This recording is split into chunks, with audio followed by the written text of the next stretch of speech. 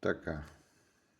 Но разликата е в законодателството. Тоест, това е последната версия на исляма, която е ниспослана на Мухаммед салалаху алейхи ва саллям и която ще остане като законодателство, божествено законодателство до съдния ден. Изхождайки и тръгвайки оттам, не е трудно да разберем защо има групи и хора, които искат да раздробят исляма на такива части, които вие споменахте. Да чуем защо. Арабски, турски ислам, български ислам, Да. западен, източен и така нататък. Да. Всичко това е с цел, откъде тръгва и защо се появява, да кажем, основният отговор, ако е, че от шейтана или от дявола, който е наш явен враг. Гледай. Това би било повърхностен отговор. Ако влезем в дълбочина, ще открием, че това е има замесени много световни интереси, геополитика, политика, религии, борба срещу религията, сатанизъм и какво ли. Момент. Въобще, извинявам се много, но въпросът е защо исляма се разклаща, малко разцепва и така нататък. И господине, вие почвате да обяснявате за някаква политика, за някакви депутати и страни и интереси на пари. Момент. Исляма съдържа шии и суни. И още едни, които не съм много добре запознат, но те са 5 или 3% от всичките мюсюлмани. 15% са чии, които са Иран, и Ирак, и Йемен. И 80% са суни, които са Арабия Сауди, Катар, Емиратос, да, казахме го Емиратос, Арабия, Алжир, каквото фаниш нататък всичко друго е суни. Защо суни? И защо не се разбират двете чии и суни? Говори по Корана, както му е реда. Не може ти да почваш да говориш глупости за политики и така нататък. Чии и суни, там е проблема. Корена идва от там. След смъртта на Мухаммад има проблем с кой ще наследи трона, деца вика, с скобички трона. Той е един трон, дано никой не го наследява никога повече, но това е друга тема. Затова започни, ако ще говорите истината, да кажете, че чии и суни не се разбират поради причините, които едните казват, че следващия калиф може да бъде от рода на корайшите, което е Мухаммад е от рода на корайшите, и чиите казват, че не трябва да е от фамилията на Мухаммад. Не да е от племето на Мухаммад. Затова има неразбирателства и затова има серия убийства на синове, деца и фамилия на Мухаммад и на други султани. Не, султаните идват много по-късно, но на други калифи, които са искали да управляват. И имат деца, има Мухаммад има 4 момичета, няма нито един син, за да отбележим и това също, защото мюсюлманите много се радват на син и знаят, че той провежда фамилията и традицията и така, докато жената не може да проведе една традиция напред. Това го е ясно изписано в Корана. Но да се върнем на темата, откъде идват раздорите в исляма. Няма да слагате, че Европа ли едва ли не, някой пари дава от другия. Всичко идва вътре от вас, гнилото, от вашите гнили познания и от завистта, кой да управлява всички мюсюлмани.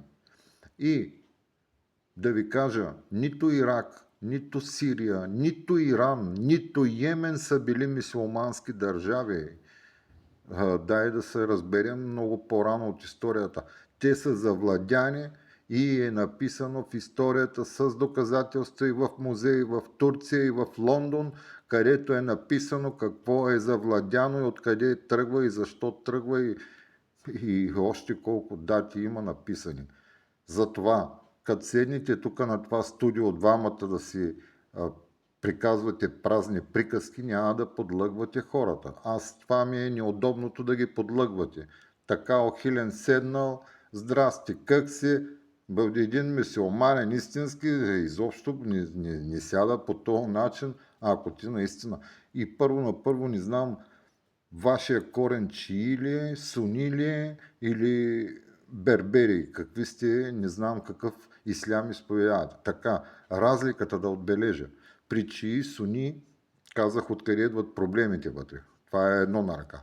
Но разликата между чии и суни е, че чиите вярват само в Корана и суни вярват в сунна. Сунна е всичко направено, казано, сторено от Мохаммад е записано в сунната и не се ли изпълнява и каквото е казал той. Кое е добре за човека да живее? Какво трябва да прави жената след като се върне от тоалетна? На времето навънка са ходили на тоалетна и като се върне. Мъжа какво трябва да направи? Какво право има жената? Абсолютно всичко е написано в Корана как трябва да живееш. И ако се обърне някой внимание да се задълбочи във всичко това, дето го пише, аз искам да го разберат всички хора какво пише вътре и да го научат. Не да казват аз съм мюсюлманин, но обаче отива там в дискотеката и си пие това или хайде и да не ходи в дискотеката. Да се моли по 5 пъти, окей. Ама да не познаваш ти откъде идваш и какво служиш и да нямаш усета, сърцето, душата да ти каже, ти не може да имаш роби. Например, един пример.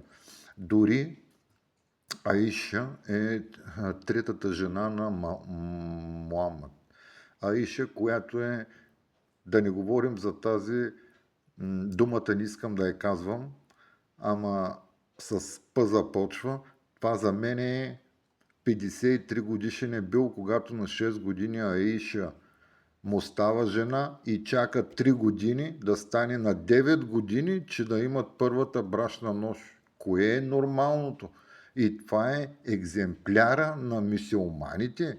Екземпляра. От него по-добър не можело да има. Пише го. Няма как. И последните разкрития са дадени само на него. След него никой не можел нищо да разкрива повече. Всичко това е записано в сунните, в Корана. И за сега ще спра, ще изчакам да видя още какво ще кажат. Още не всичко е на мисълта. Така че, кой има интерес от това, ще отговорим. Иншалла след малко. Но да, исляма какъв е? Исляма е единствен. И как може да го установим и да го оценим? Исляма е ислям. Това, което е донесено, това, което е ниспослано на пророка Мухаммад. Празни приказки само. Ето, нищо конкретно, нищо ни казва от Корана да каже Сура 2, версо 139. Всяка земя, която е превзета от ислям, ще е завинаги ислям. Това го пише в Сура 2, куплет 139.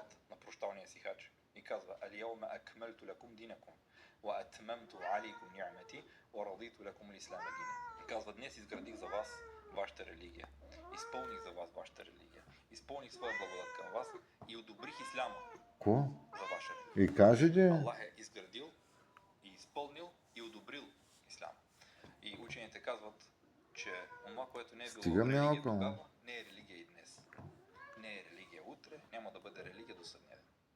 Но защо се получава такова разделение? Защото има определени кръгови хора, които искат да мислим така, че има такъв ислам. До кога? Както споменахте, ислам е един неспослан от Аллах Субхану ва Тааля на пратеника Мухаммед Салем и на предишните пратеници с друго законодателство за тяхното време и за тяхните народи.